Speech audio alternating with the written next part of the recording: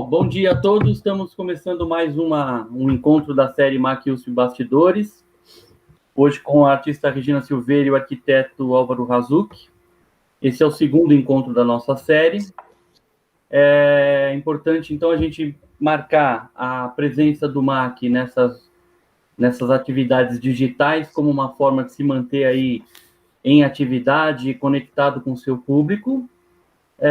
Mas, ao mesmo tempo, é importante a gente salientar que o museu, apesar de estar se renovando e tentando manter suas atividades como uma responsabilidade até da instituição, a gente não pode esquecer, deixar de lembrar o momento grave que a gente passa no país em meio a essa pandemia, né?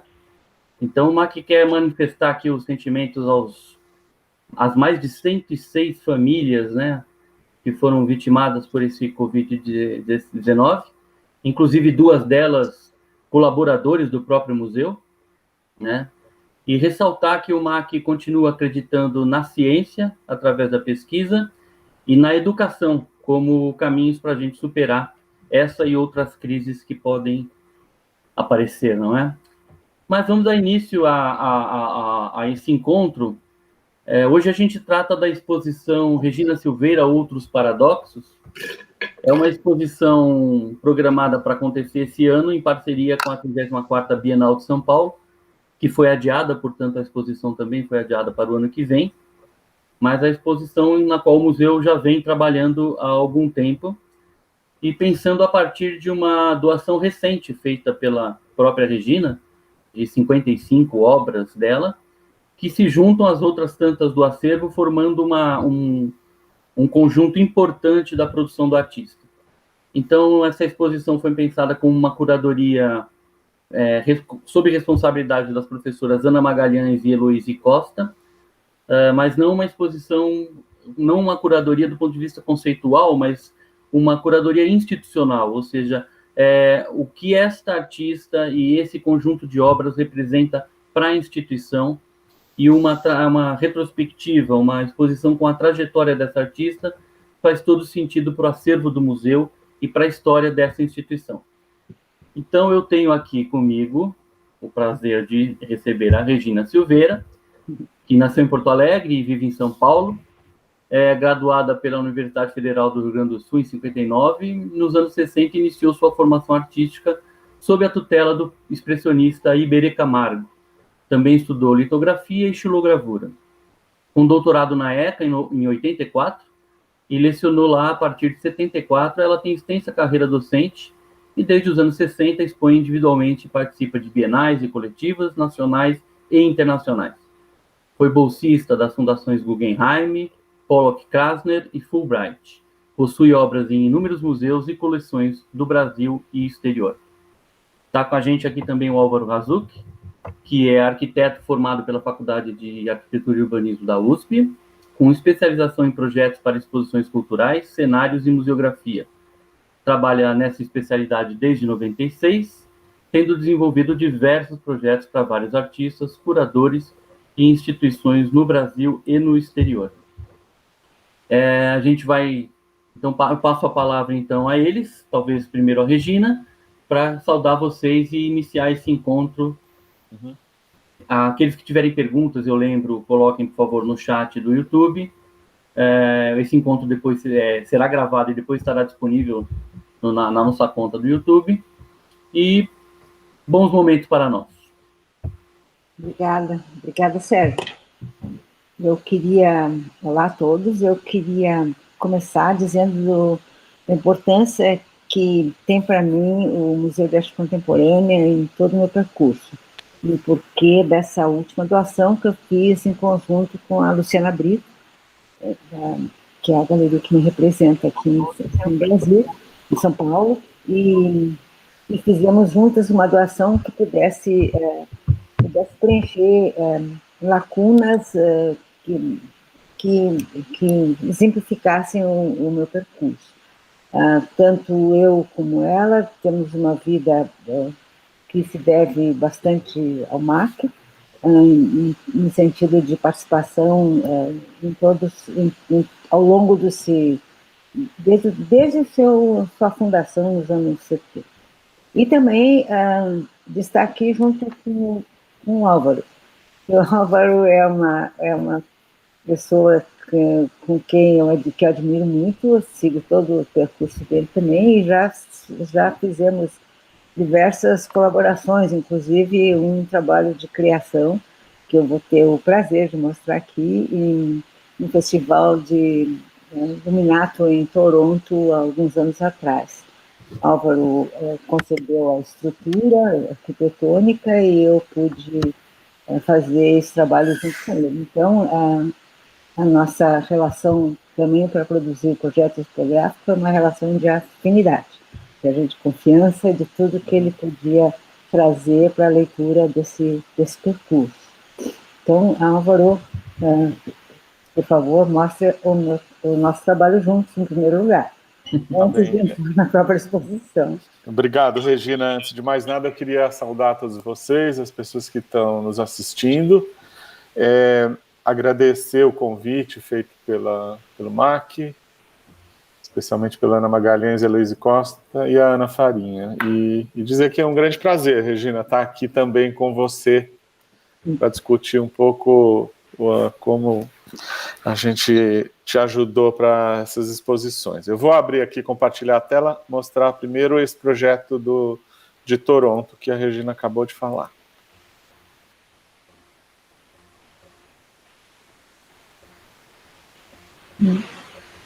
O projeto teve a ver com o festival, que era um festival de música, que durou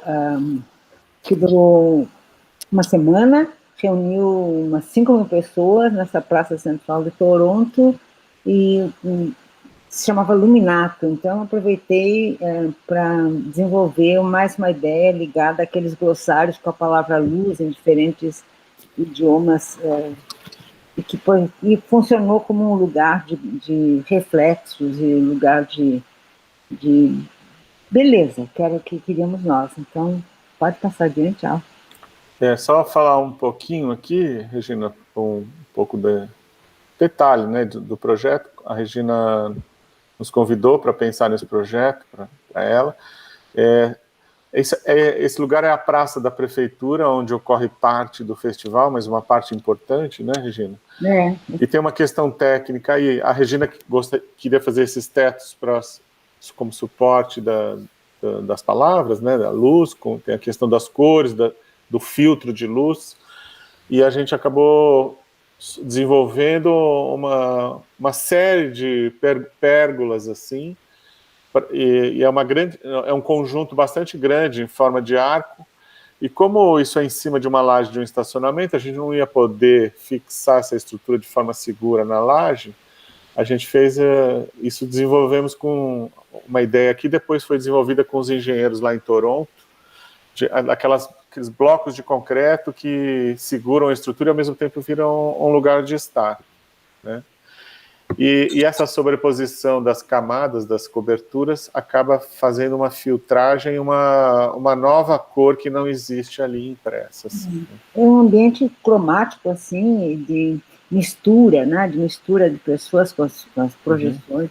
Mas toda essa obra foi efêmera, ela durou realmente, já está feita com aço inoxidável, com acrílico, enfim, um conjunto de materiais duráveis, ela durou a duração do evento, né? Bom, então, podemos agora passar para o projeto da exposição. Eu pedi para o Álvaro mostrar a planta geral e as suas decisões tomadas, né, com relação às obras.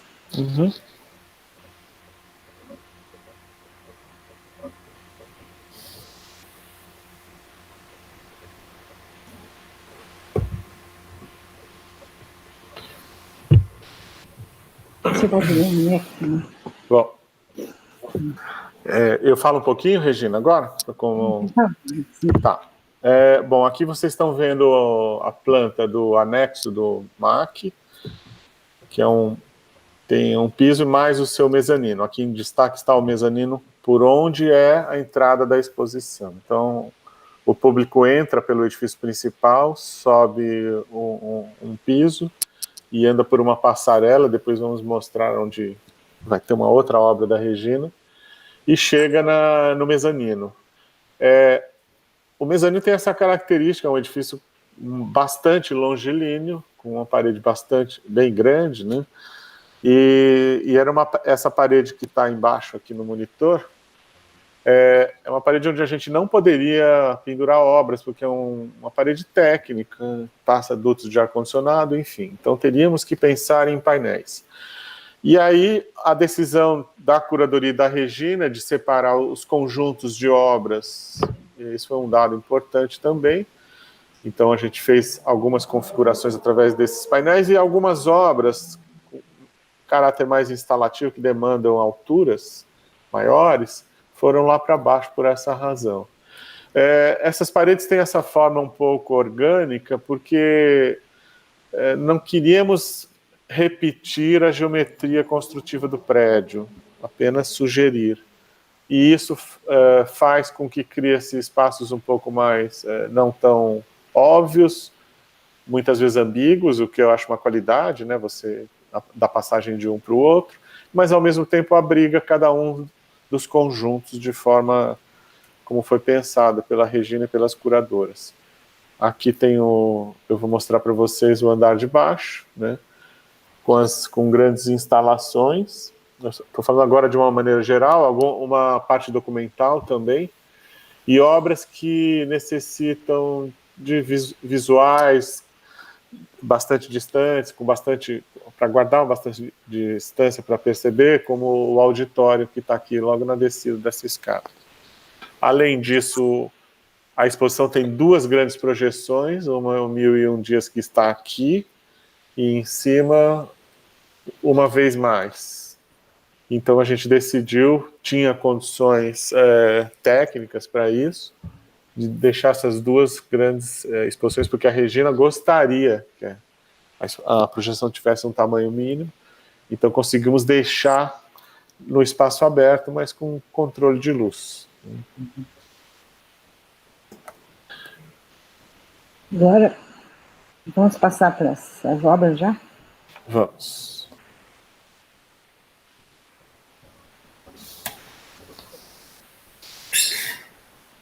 Bom, agora eu vou falar da exposição, e essa obra dá o título da exposição, é uma obra que eu doei ao MAC nos anos 90, e O Paradoxo do Santo. Aqui essa foto é da primeira versão, que não foi feita no Brasil, foi feita no Museu del Barrio, em Nova York, ainda pintada nas paredes, uma exposição que tratava da América Latina e as suas políticas coloniais. Então, o que eu juntei foi um santo de madeira, Santiago Apóstolo, que é o patrono militar da América Latina, e a sombra do nosso patrono militar, o Duque de Caxias, transformada a partir daquela escultura que está aqui no centro de São Paulo, do Xerê, do monumento.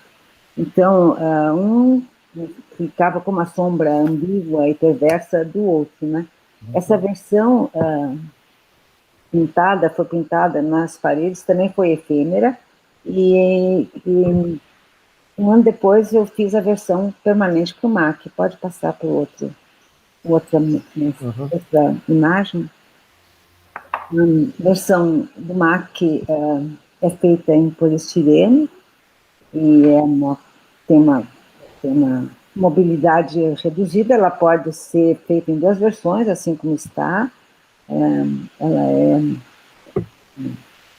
simétrica, ou pode ocupar um ângulo de...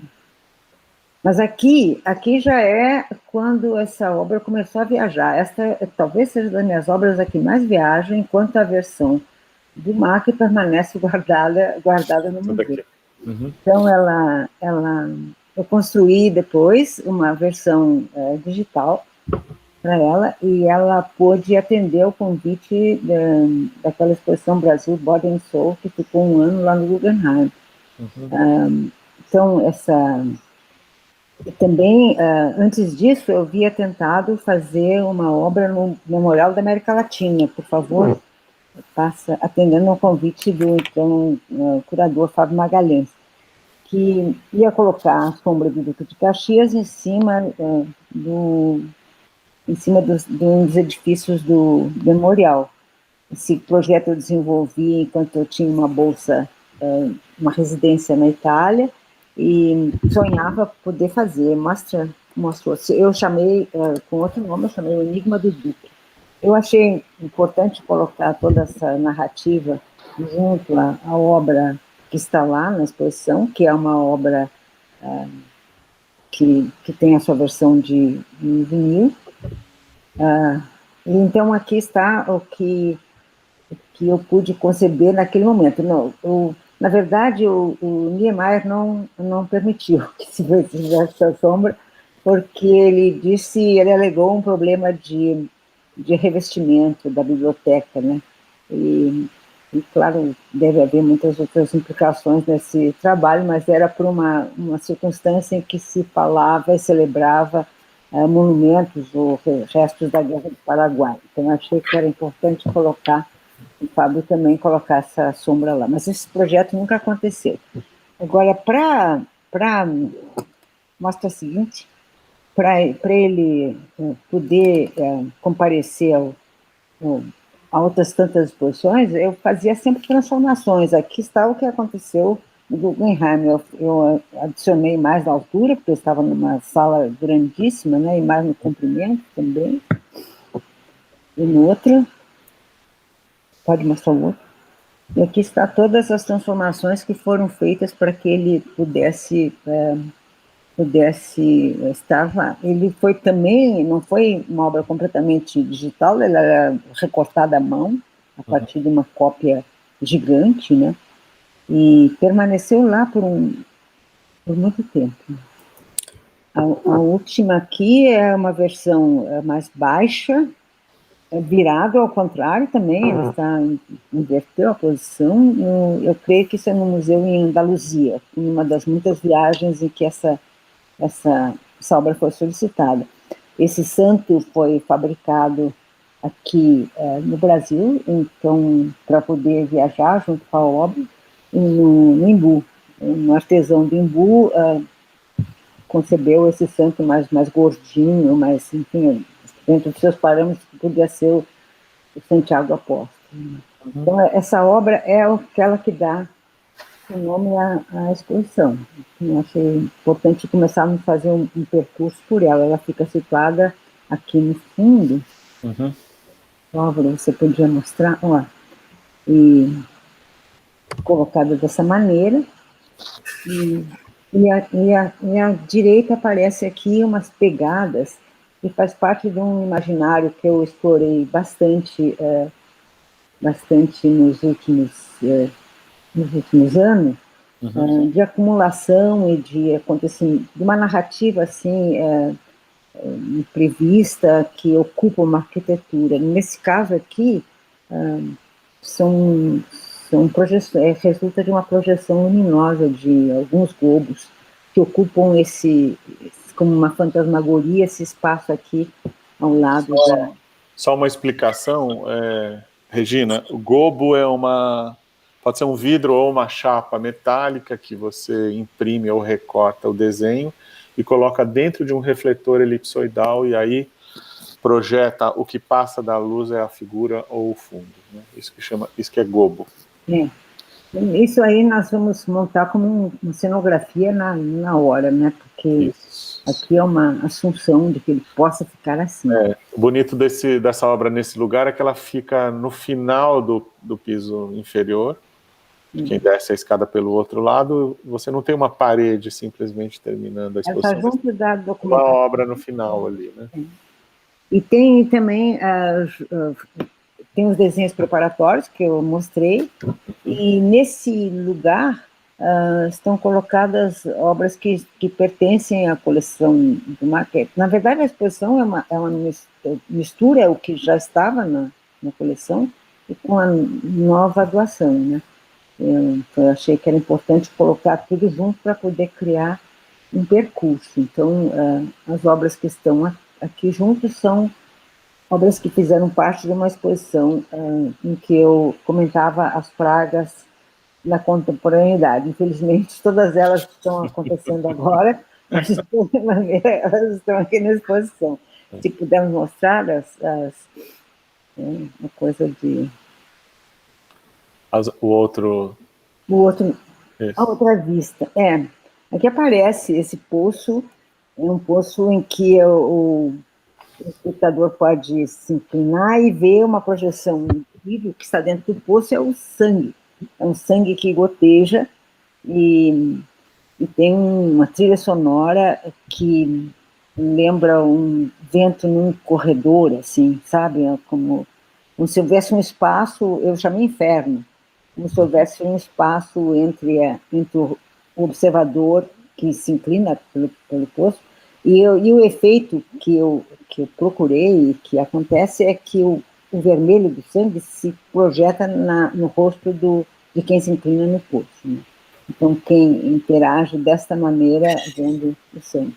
Também há uma outra obra aqui do lado, que é um outro pequeno poço, mas acústico, menor, colocado na parede, que ele se ilumina. É uma peça acústica, na verdade, você põe o ouvido e escuta tiros, como se escutassem tiros do outro lado da parede, e a peça, a cada tiro, ela se ilumina com uma fresta mínima de alguns milímetros que é deixada entre a peça e o seu fundo. Aqui me inspirei muito naquelas ilustrações de maneirismo que mostravam como dentro de arquiteturas muito complexas se podia espionar ou se ouvir o que se falava em diversos lugares daquela arquitetura, né? Então aqui é para escutar do outro lado da parede a violência lá fora. Eu chamei per capita, um tiro por cabeça. Então essas obras estão... Aqui é uma... É que a gente tem uma pergunta aqui, eu não sei se você prefere que a gente vá fazendo a pergunta conforme vai surgindo, ou faça tudo no final. É que tem uma pergunta sobre a obra do Paradoxo do Santo, da Maíra Ramos, que ela pergunta se é uma obra precursora da série Dilatáveis. Não, essa obra foi feita muito depois dos Dilatáveis. Os Dilatáveis é que são precursores dessa obra, no sentido de usar sombras que afetam o significado dos seus referentes. Aqui, nesse caso, é uma troca, ou seja, a sombra não é a sombra da pequena figura de madeira. Então, por isso se chama também o paradoxo, são paradoxos das sombras, um não é a razão do outro. Enquanto que nos Dilatáveis, a sombra era a própria silhueta expandida de modo a afetar o significado, geralmente ligado a poder, que eu vi naquelas imagens. Os Dilatáveis são de 81 e este aqui é de 95. 94, 95. Obrigado. Bom, então, podemos passar pelo per capita e pelo... Esse é o poço, né? Aqui, ó. Esse é uma foto... Nunca é igual a experiência de se debruçar no poço, mas eu espero que isso vai acontecer na exposição, né? Mas a doação, esse já está na coleção, já estava na coleção, e o per capita, aquele do tiro, é o que passa agora para... Esse. Continuamos. Aqui mostrei como foram usadas as projeções antes. Aqui é o Centro Cultural Banco do Brasil, uma exposição que eu fiz lá em 2000. No Rio de Janeiro, né, Regina? Rio de Janeiro, Ou seja, isso é grandemente ampliado, né? Como se fosse um slide de vidro, assim, com um projetor muito potente. E na outra aqui na Casa das Rosas, numa homenagem ao Haroldo de Campos. A biblioteca dele está no fundo e eu resolvi plantar essa fantasmagoria na própria escada. Então, esse é o efeito que eu espero eu trouxe essa imagem aqui porque esse tipo de realização, assim, de uma narrativa implantada numa arquitetura, tem uma longa trajetória no meu trabalho. Esse aqui foi feito em Frankfurt, na Alemanha, onde esse tropel desses animais subitamente tivessem invadido esse lugar, né? O que é estranho é que eu fiz isso em 2013, recentemente eu estive nesta casa, que é um lugar de reuniões, e ele continua lá, sabe, igual, e a casa está vazia, então ficou realmente uma coisa fantasmagórica, assim. Podemos passar para o Álvaro, podia mostrar aquele ambiente na planta, o ambiente das duas obras projetadas? Uhum.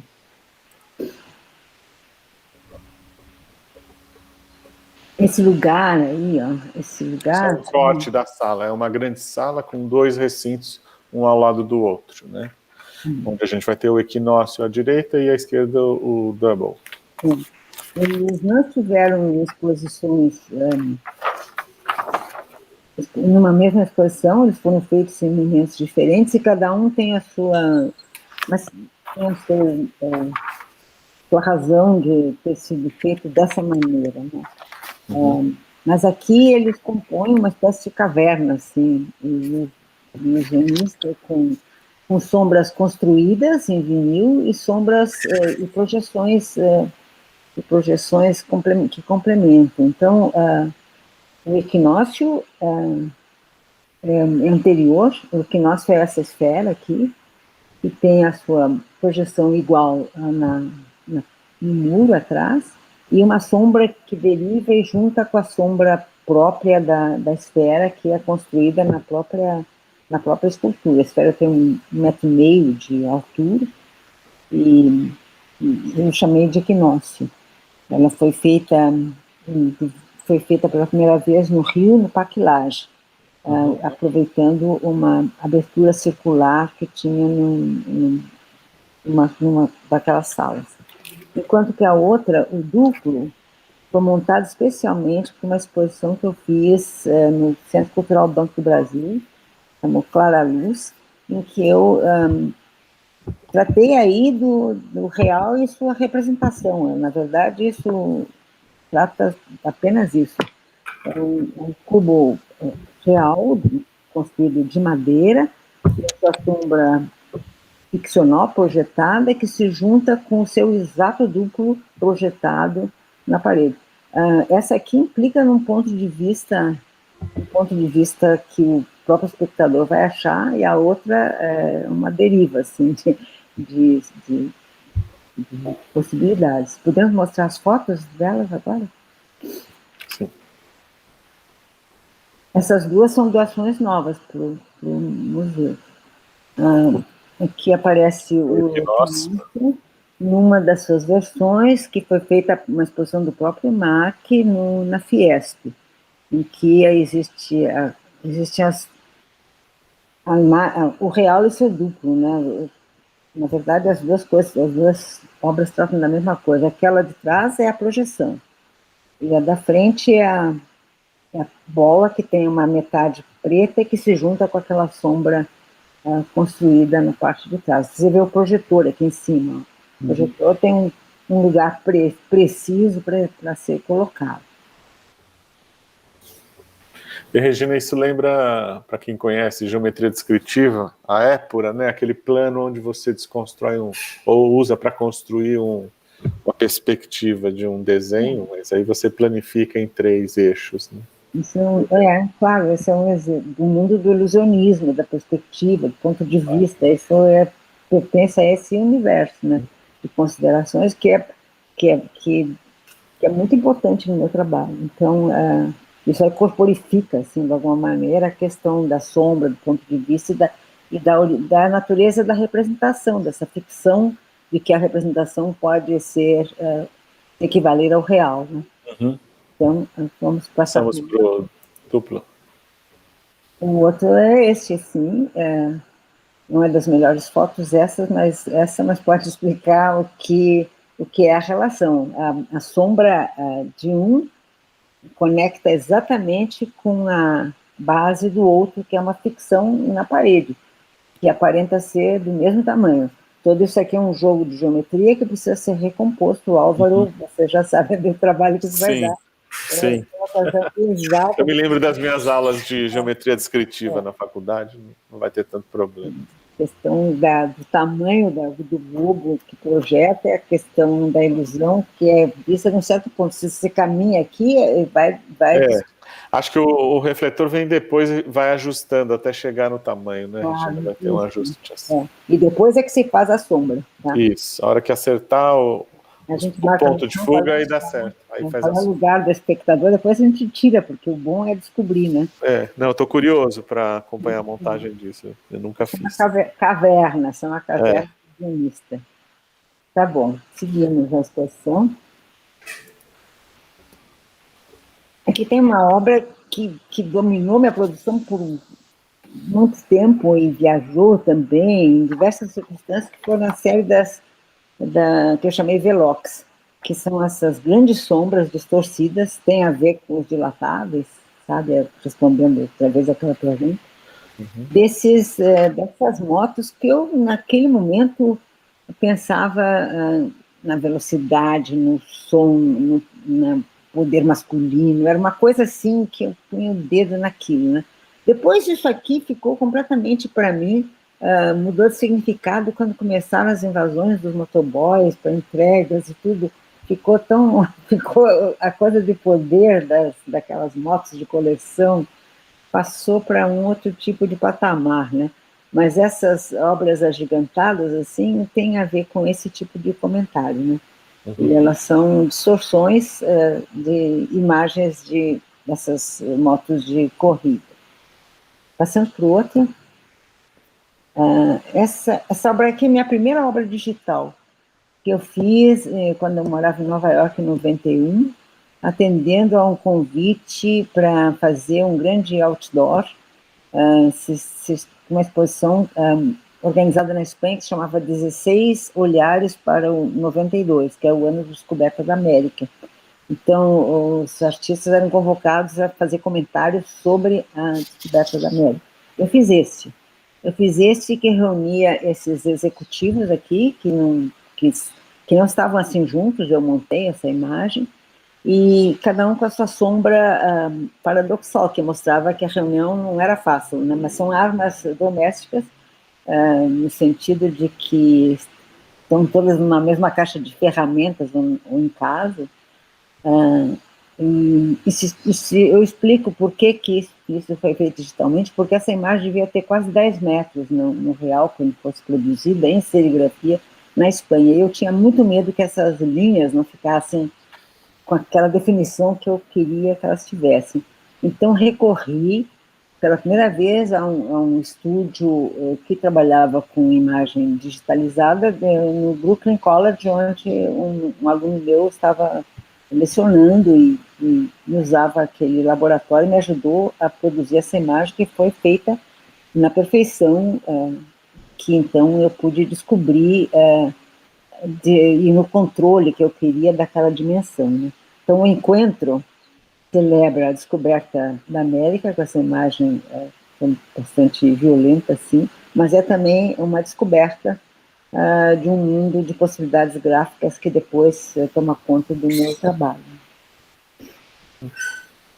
Bom, passamos? Aqui são as dobras, né? Acho que eu vou mostrar lá.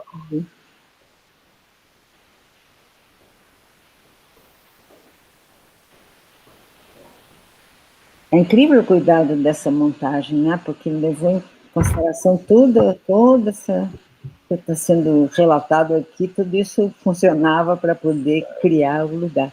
Essa imagem, só um comentário, ela é boa porque a gente percebe lá a relação lá do mezanino com o andar de baixo, assim, onde nós estamos aqui. Em cima domina a parte gráfica e aqui embaixo tem essas relações mais tridimensionais. Tem os desenhos preparatórios lá no fundo, à direita, das dobras. As dobras são obras tridimensionais, construídas em madeira, envernizadas como se fosse um mobiliário real, e elas são, na verdade, são sombras dobradiças, que são construídas assim, como largas distorções, com um ponto de vista que corrige na frente do ângulo. Então, elas fecham e abrem como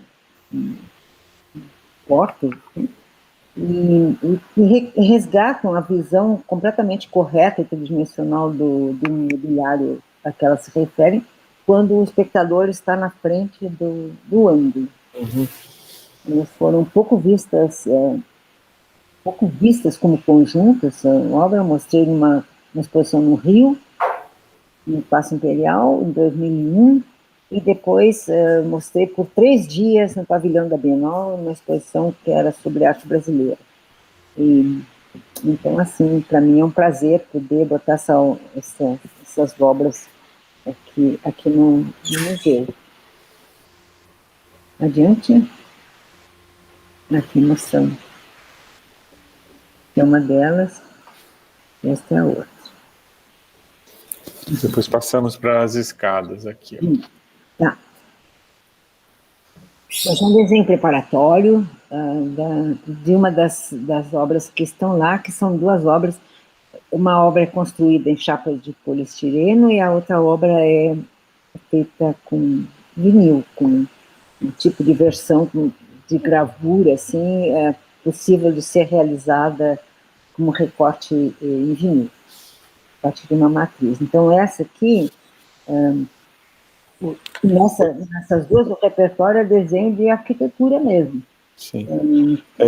Isso pessoalmente me encanta muito, ver esses desenhos. Eu acho estou muito feliz que essa exposição vai mostrar uma série desses desenhos junto com as obras. Mas essa arquitetura aqui é uma arquitetura, assim, super banal, né? Que eu encontrava em revistas de decoração, que mostrava as plantas, e tinha as escadas nas plantas, e aquela escada era um motivo em perspectiva paralela, muito regular, então eu colocava em perspectiva linear, aquela que tinha ponto de vista, né? Ponto de fuga, né? Isso. Ponto de fuga e ponto de vista. Então, aí a história era resgatar isso no real, né? Vamos mostrar ela, a escada. Aqui está ela. E essa aqui tem uma parte que cai para o chão, e nós vamos fazer assim mesmo no máquina. Vamos, agora e essa outra aqui é uma obra gráfica. Eu tenho feito muitas obras assim, para serem feitas a partir de matrizes digitais, né? Um recorte de vinil. Depois a gente passa para o tapete. As tapeçarias também têm o mesmo fonte, assim, que é revista de decoração, mobiliário banal, aí tem um carrinho de chá, e todas as transformações que eu fiz nesse carrinho para produzir um desenho de uma série de tapeçarias que eu fiz no final dos anos 80, na segunda metade dos anos 80. São tapeçarias silhuetas, né? Podemos mostrar a tapeçaria, tecidas à mão, de lã, que transformam esse mobiliário em outra coisa, né? Não são tapetes de botar no chão, são tapeçarias de parede. Né? Essa aqui eu mostrei na Fundação Gulbenkian, numa exposição em 88. Aí, vamos passar para esse aqui, que é uma obra doada agora, que responde a uma série de outras obras que eu fiz com o tema dos auditórios, que saíram sempre de fotografias como essa, da revista Forma, né? Então, aqui esse desenho preparatório mostra o procedimento. Eu resgato a perspectiva da fotografia e depois essa malha aqui em perspectiva é planificada. Tem um outro desenho a seguir. Pode mostrar? Não, o desenho anterior. Esse. Então, quando essa malha de perspectiva é planificada, ou seja, colocada embaixo e em cima, as mesmas medidas, ela ganha essa distorção que aparece nesse desenho da esquerda. E no desenho da direita, mostra o que acontece quando ela é, de novo, resgatada a partir de um ponto de vista determinado na frente. Ou seja, a perspectiva anterior da fotografia regressa, mas só virtualmente, sabe? Porque ao caminhar, ela de novo fica alongada e comprida. Então, essa obra tem ela é de grande formato, tem quase 10 metros, um tamanho possível, assim, de um auditório, mas essa visualidade instável, assim, que só fica tridimensional de um certo ponto de vista. Eu mostrei em muitos lugares, em Portugal, aqui é na Galeria da Luiza Strime, se vê a obra num ponto de vista que é avesso, né, que não mostra o tamanho daquelas que estão lá atrás, e aqui... mas a obra vai ser assim como, se a palavra em inglês, unfold, ela vai se desplegando assim, à medida que caminha. Na próxima se vê como é que o auditório pode ser visto de um certo ponto de vista. Então é um tipo de um fantasmão, assim, né? Ok. Depois passamos para o Office. O Office é uma obra que eu fiz também em Nova York, naquele ano que morei lá, que replicava o escritório real da galeria, mas é um escritório assim, fantasma. Aqui, visto de cima, está o lugar na porta que o espectador entra e reconstitui a visão tridimensional desse mobiliário possível. Essa obra foi efêmera lá, mas eu reconstituí toda a obra numa exposição que eu fiz no MASP em 96, chamada Grafos, da qual é essa fotografia aqui.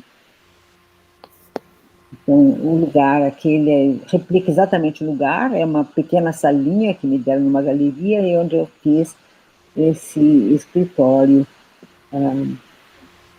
assim, que também fica tridimensional, assim como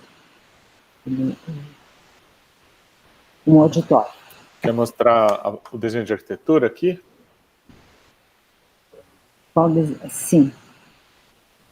Bom, tem as tapeçarias, que a gente não viu, só para mostrar, né? Depois esses móveis coloridos são dos anos 80, já estão na coleção do MAC, extensamente mostrados há muito tempo, na tapeçaria.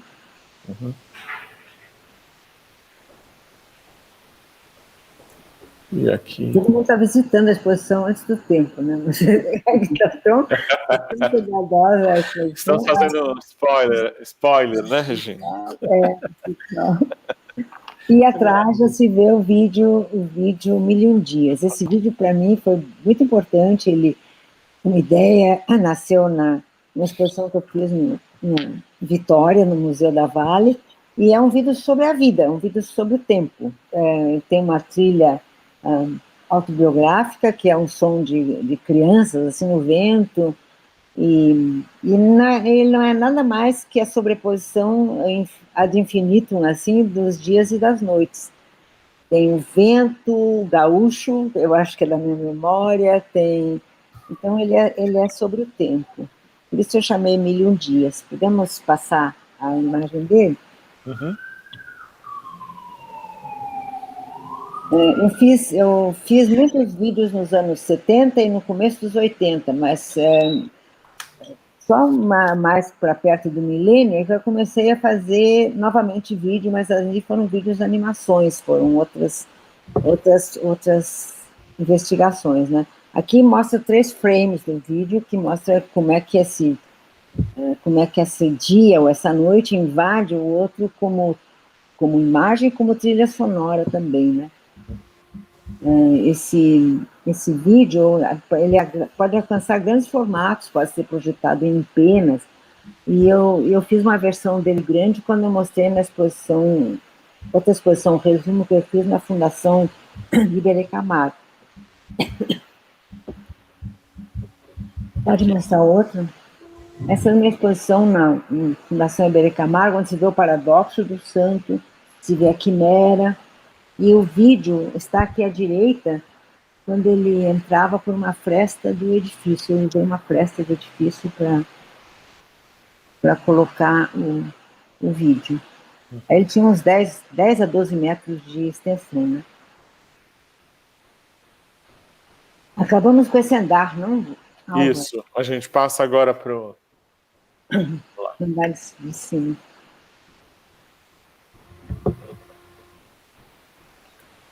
Bom. Aqui, você quer mostrar as fotos dos trabalhos? Eu quero. Eu fiquei muito contente de poder doar para o MAC uma coleção maior das xilogravuras que eu fiz nos anos 60. Eu sempre acho que existe uma divisão assim completamente esquizofrênica entre o que eu fiz nos anos 60 e o que eu que me tornei nos anos 70. E essa produção ficou localizada em Porto Alegre. A única imagem que circula é uma imagem que eu fiz para o álbum do Júlio Pacello, que está na coleção do MAM e que é muito vista, As Loucas, né? Então, eu queria explicar que eu coloquei aqui toda a série de xilogravuras que eu fiz durante uns anos que eu trabalhava no hospital psiquiátrico em Porto Alegre, montando praxiterapias para o hospital. Então, essas imagens, de alguma maneira, podem costurar com a tela, explicam a tela, porque a tela permanece assim, quase que sem explicação, e eu espero um dia poder colocar essa história minha mais linearmente, assim, de modo a que se possa entender o que acontece com o meu trabalho quando eu passo para o campo da imagem fotográfica, imagem apropriada, e mudo completamente, inverto uma poética que eu vinha sendo, que tinha essa direção mais expressionista, quando eu estudei xilogravura com Francisco Stockner, que foi aluno do Guild. Então tem toda uma herança aqui que é de outra linhagem, né? Então podemos passar nas xilogravuras, ó. Então são cenas que não eram desenhadas, claro, no próprio hospital, porque isso invadiria qualquer privacidade, mas são cenas que marcaram a minha memória e que eu tinha que... Estou falando de um hospital público imenso, de 5.000 pacientes, que existia em Porto Alegre, o Hospital São Pedro, que não existe mais, tá? Então, vamos adiante, no corredor, né?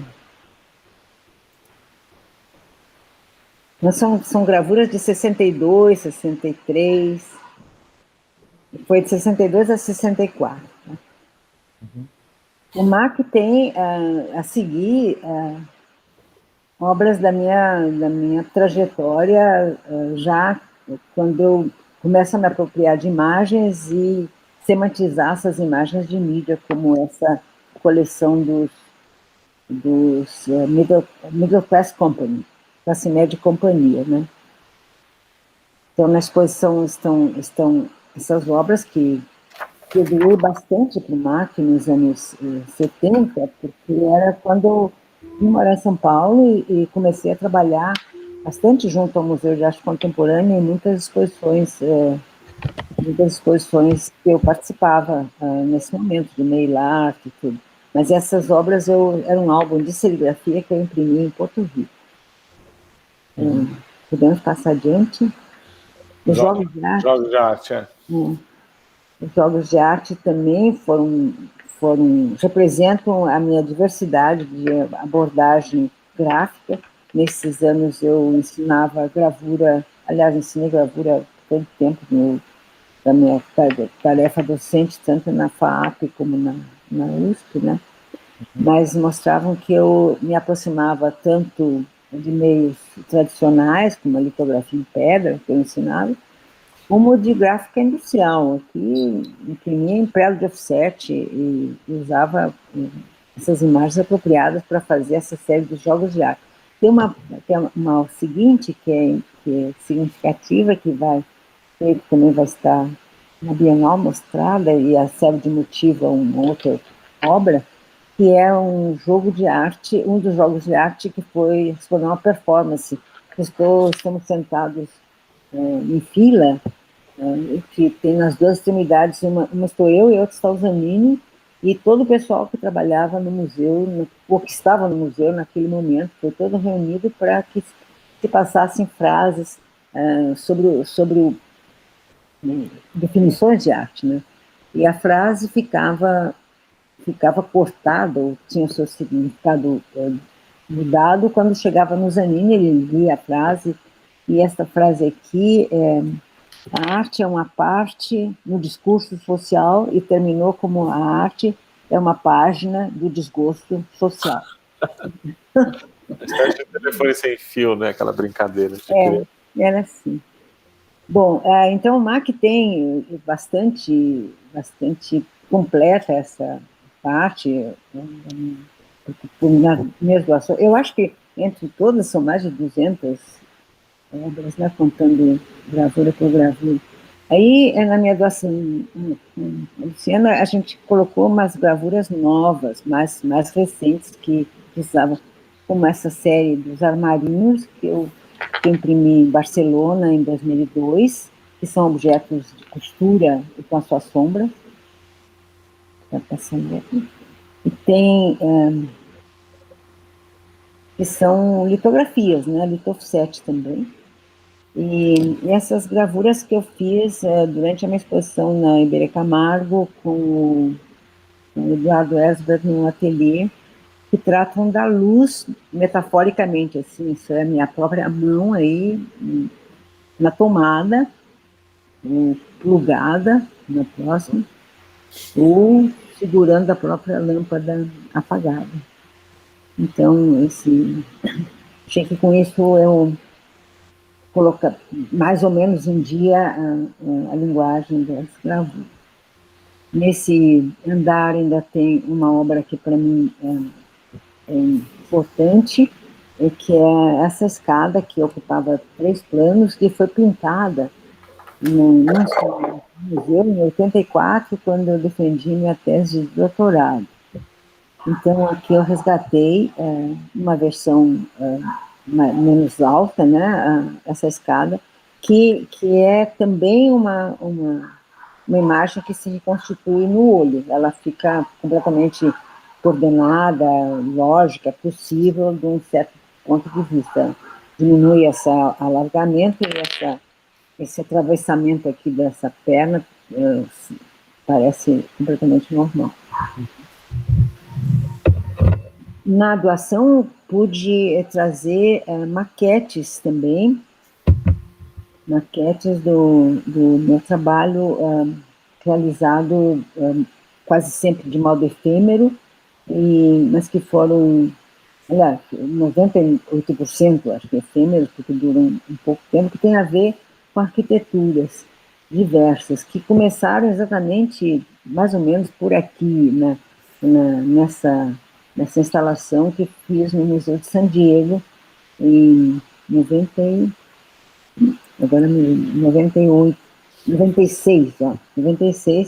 em que o arquiteto Robert Venturi havia feito uma grande reforma e fez as salas de exposição bastante retangulares, normais, tipo cubo branco, e fez um completo mistura aqui no lobby de entrada. Então eu fiz esse padrão que replicava e que continuava esse padrão que ele fez no chão de manchas de cachorro dálmata. Então eu refigurei o animal com esse coiote aqui, que na região tem muitos significados, mas ligados à imigração irregular e àqueles que transportavam os mexicanos, geralmente os sul-americanos, dentro de carros atravessando a fronteira. Então eu fiz essa escapada de coiotes, todos pintados na parede. Isso foi pintado com uma montanha de assistentes, mas já era uma imagem digital, recortada em papel, o papel era do tamanho, e pintada com muita gente pendurada em andames aí. Uhum. Aí a outra maquete que eu estou doando é essa aqui do Museu de Taipei, onde eu participei da Bienal de Taipei, em Taiwan, em 2016. Essas são pegadas, como aquelas que vão ser projetadas, e respondem à minha leitura da situação do lugar e do edifício, que tem a forma de um ideograma que significa poço, porque ele está construído numa praça onde estava o Poço da Aldeia, que era o lugar cívico, assim, dos casamentos, enforcamentos, o que fosse que acontecia aqui. E o museu tem a forma de um ideograma com essa palavra poço. Eu achei que podia fazer verter, assim, verter como se fossem das aberturas, chamei saga, remetia àquela aventura dos que fugiram, dos mandarins que fugiram da China com os tesouros todos, né? Que estão lá em Taipei mesmo, no museu, e que fizeram uma sociedade completamente diferente, mais democrática. Lá eu achei que eu tinha que alegorizar essa situação, né? Então, e também o artista foi convidado especialmente para dialogar com o edifício. Isso é uma instalação muito mais recente, que eu fiz agora no final do ano, na Martin Lopes Bau, em Berlim, que era uma exposição que tratava da queda do muro, 30 anos da queda do muro. Então, eu usei esse espaço da entrada da arquitetura para essa expansão, essa invasão da arquitetura, por esse tipo de narrativa, por isso eu chamei erupting, romper da arquitetura. Pode passar adiante.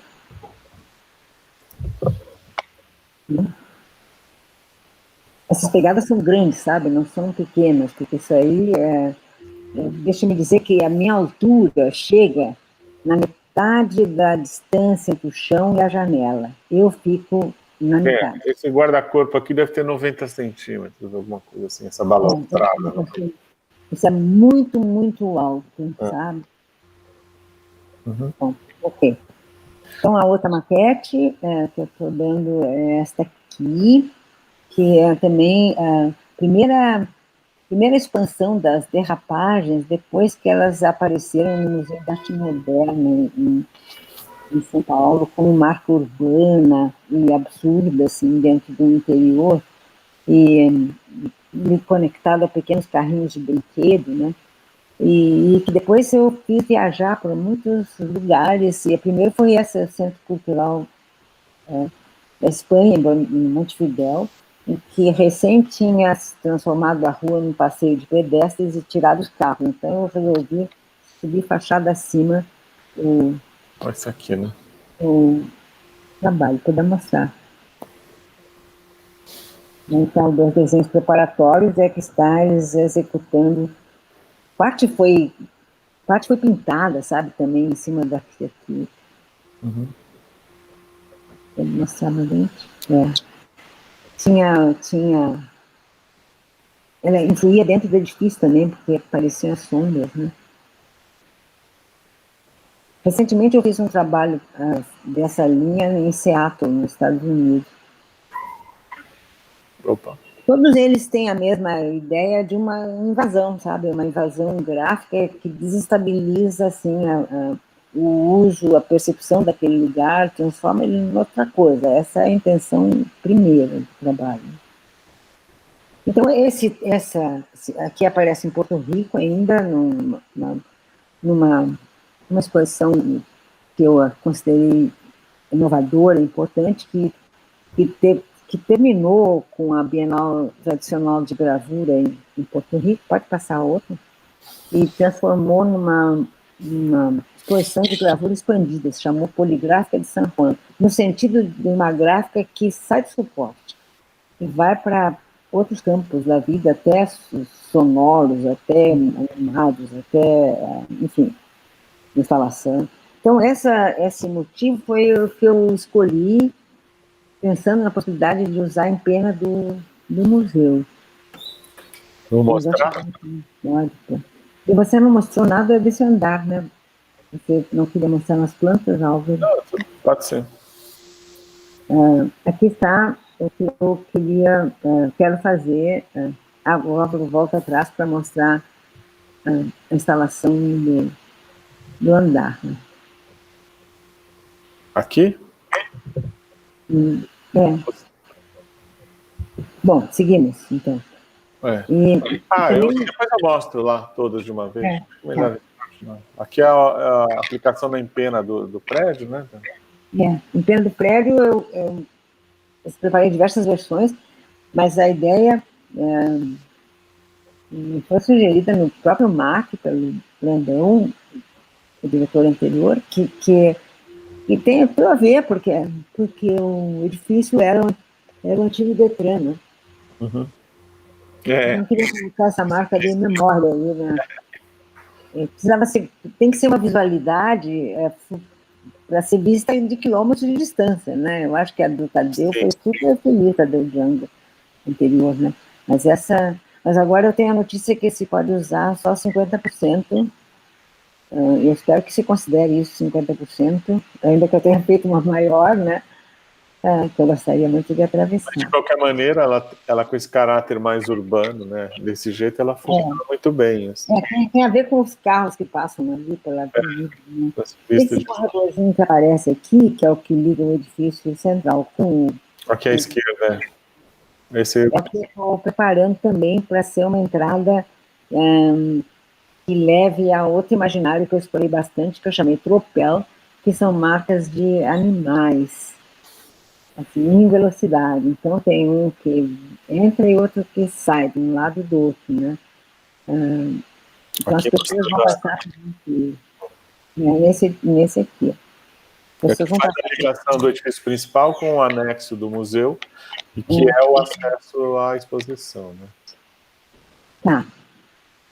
Então, eu queria que você mostrasse, acho que a seguir tem as obras que o Itaú Cultural pode emprestar, né? Tá. Mas... não, eu estou mostrando aqui agora os usos anteriores dessa imaginário dos animais, claro que todo mundo conhecerá isso, é na edifício da Bienal. Uhum.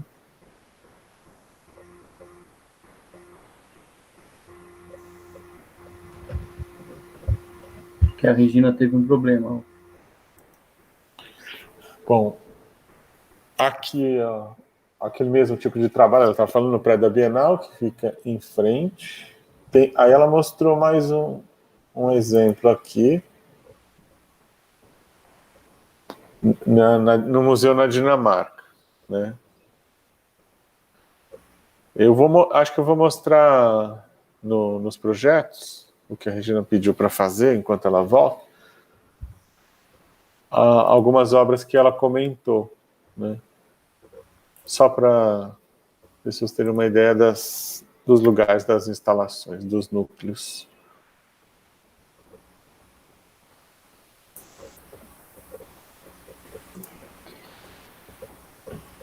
Aqui tem os jogos de arte, né? Dá para ter um pouco... A Regina voltou. Regina, eu mostrei aquela sequência lá, se você quiser comentar. Em alguns outros lugares, você parou na Bienal e tem esse museu na Dinamarca. Aí eu ia mostrar as instalações lá no projeto, conforme... Tá, então agora podemos passar para uma obra que é cedida para a exposição, que se vai solicitar ao Instituto Itaú Cultural, que essa obra integrou recentemente a coleção. Nós vamos poder mostrar metade dela. Essa obra se chamou Borders, tem a ver com o universo gráfico dos labirintos, que eu também explorei desde os anos 70 até o presente, né? Mas é uma obra de realidade virtual. Uma obra de realidade virtual em que esse chão marcado com labirintos iluminados que se invertem, né? São dois labirintos que aparecem, ele adquire a presença de labirintos virtuais, de uma maquete virtual, para quem está com os óculos nesses 4 pódios aqui. Então, o que a pessoa vê é uma animação sonora também, em que os muros se levantam a partir desses lugares e desses pontos de vista. Então, a pessoa se vê cercada aflitivamente por esses labirintos que chegam até a altura da cintura, e tem um som também que eles mesmos fazem. Então, a questão que são 4 pontos de vista em que se experimenta essa ilusão do labirinto. Eu coloquei uma imagem que a seguir, que mostra o que é mais ou menos a pessoa vê. A pessoa vê os muros levantando, subindo. Essa imagem é uma imagem de uma caverna virtual, onde eu fiz por primeira vez esse trabalho, chamei infinitos, porque aqui eles iam até o infinito, os labirintos, né, como um lugar assim, sem saída, né? E a pessoa que veste os óculos também vê os muros por trás dela, né? Ou seja, está dentro dessa história toda. Aqui, o último imagem, é como um cordão umbilical, porque tem um computador aí e a pessoa não pode andar muito, né? Por isso eu passei agora a explorar a realidade aumentada, que libera isso, tira o pódio, e a pessoa caminha num lugar em que vê o real, como o outro real, vê o real e vê um enxerto dentro do real. O enxerto é a fantasmagoria implicada. Eu estou preparando uma coisa assim para a Bienal. Então, esse trabalho tem continuação na exposição que fica em paralelo. Bom, eu acho que demos conta da exposição inteira, né, Álvaro? Você pode acrescentar alguma coisa aqui? Eu tenho aqui, que a gente não mostrou, algumas perspectivas mas isso, de uma certa maneira, já mostramos quando falamos da planta, né? Eu acho que as imagens que você mostrou das obras são muito mais interessantes, como para explicar, né? Jogos de arte, isso daqui são as perspectivas do projeto, assim, só para a gente perceber. Mas não tem nada... Aqui, ó, essa obra que a Regina falou, que pertence ao Itaú, Borders, né? Vai ficar no mezanino lá no final, de quem entra à direita. As maquetes, sempre com os desenhos preparatórios ali, isso aqui já está embaixo, então continua lá no mezanino, né? Isso também já vimos. Aqui é a empena do prédio, né? Onde vai aplicar a derrapagem. Né? Eu acho que é basicamente isso, assim. Eu quero contar que poucas vezes eu fiz exposições assim compreensivas do meu trabalho e foram sempre para mim muito fortes, assim, no sentido de poder ver o percurso e experimentar diferentes tipos de interpretação, né? Eu acho que foram as que o José Roca fez no Centro Cultural Banco do Brasil, em Iberê Camargo. Esta aqui, sem dúvida, para mim é muito importante, porque eu tenho uma vida grande junto ao museu. Eu participei do conselho do museu desde 77 até os anos 90, então eu conheço bastante da vida do museu, e para mim é uma honra e um prazer poder contribuir assim para a coleção. Eu queria falar do setor de documentação. O setor de documentação está lá, está embaixo, e com as curadoras podemos reunir alguns documentos que se enxertam assim e complementam um percurso que tem revistas, publicações, catálogos e muitas outras que são importantes de poder mostrar. Claro que falta muita coisa, mas eu acho que isso, talvez nos documentários que vão estar mostrados, se pode ver a fatia das projeções urbanas e toda essa coisa que tem no trabalho, que, se é possível, costurar com a exposição.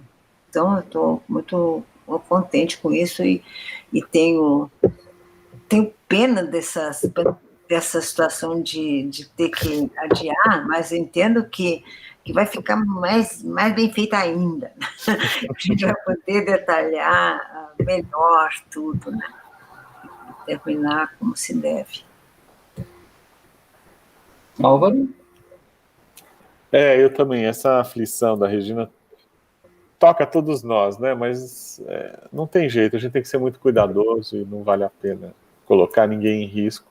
Mas, de qualquer maneira, foi muito bom ter ajudado a Regina nesse projeto, trabalhar aí no MAC, nesse prédio tão magnífico, né, do Niemeyer.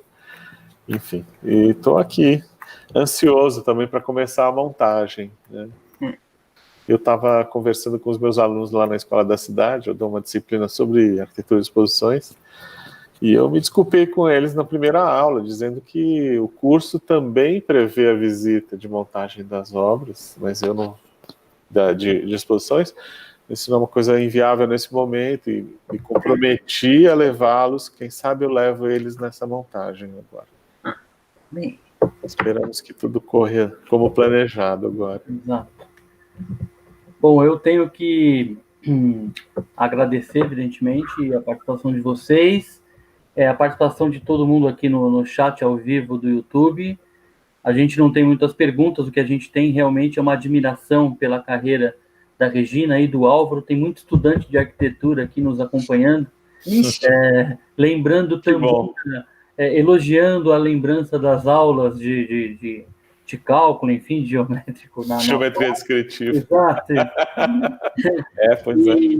E muita gente, enfim, ansiosa por ver uma exposição que apresente esse percurso da carreira da Regina, né? Sim. A exposição acompanha a Bienal, porque a Regina vai ter uma obra na Bienal que conversa com a exposição dela no MAC, e o MAC também está com muita vontade de reabrir para o seu público. Sim. E para ter o público presente nas suas exposições. Mas isso realmente a gente tem que fazer com muito cuidado. O MAC segue as orientações da Universidade de São Paulo, baseadas nas autoridades sanitárias, de saúde, e a gente vai ficando com vontade muito de ver essa exposição e as outras coisas que o MAC tem para mostrar. A gente lembrou aqui no chat que alguns vídeos da Regina dos anos 70 estão na exposição Videomac, que é uma exposição online que o museu lançou a semana passada. Quem entrar no site do museu consegue ver essa exposição, e no chat ao vivo aqui foi colocado o link direto, tá bom? Deixa eu ver se tem mais alguma pergunta. Não, só realmente queria agradecer aos funcionários, aos servidores do MAC presentes aqui na live, com seus comentários, e também, na verdade, agradecer pela produção de uma exposição dessa, né? Que envolve todos os setores do museu, o pessoal de documentação responsável pela documentação dessas obras, pela conservação dessas obras. Então, acho que parabenizar a todos, vai ser realmente uma exposição marcante para o Museu de Arte Contemporânea. Tá bom? Vocês querem falar mais alguma coisa? Não. Eu gostaria de agradecer e aqui parabenizar a Ana Magalhães e a Marta Bogéia pelo nova conquista, a nova diretora e vice-diretora da instituição. Nós começamos, a Ana Magalhães era a curadora, agora ela é também diretora do MAC. Parabéns, Ana e Marta. Vocês façam um trabalho incrível, continuem. Eu também quero agradecer, eu acho que eu sou privilegiada de poder fazer uma exposição numa casa que eu gosto tanto, com pessoas tão competentes e cuidadosas. Para mim é exemplar. E temos que falar também que vai haver um catálogo, que a exposição vai ficar muito tempo, é uma exposição de longa duração. Então, eu acho que estar junto com a Bienal vai proporcionar uma circunstância feliz de expansão internacional. Eu sempre fui uma artista que teve uma vida bastante grande fora do país, então eu acho que é uma exposição que tem braços longos, assim, de toda maneira, e eu fico muito confiante na qualidade e no cuidado que eu já estou tendo. Eu fiquei feliz de ver que eu pude dar para todo mundo uma visão assim bem próxima da exposição, mas eu quero avisar que não é a mesma coisa. Não é a mesma coisa ver desenhos e ver imagens fixas do que poder caminhar e perceber as relações e diferenças entre um e outro, tá? Eu estou confiando. Posso só falar mais uma coisinha? Claro. É uma coisa importante. É um depoimento, esse tipo de trabalho que eu faço é um trabalho que não é feito individualmente, é um trabalho coletivo por essência, e ter trabalhado com a equipe do MAC foi incrível, conservadores, produtores, isso foi fundamental para a gente poder desenvolver conjuntamente esse projeto, e também com a minha equipe lá do escritório, o Daniel e a Lígia, que estão sempre me acompanhando. Muito obrigado a todos vocês. Obrigado, Sérgio, obrigada. Tá bom. Encerrando, então, eu lembro que a gente, a semana que vem, no mesmo horário, se encontra para falar da exposição do Paulo Lenfrídio, Universo Invisível.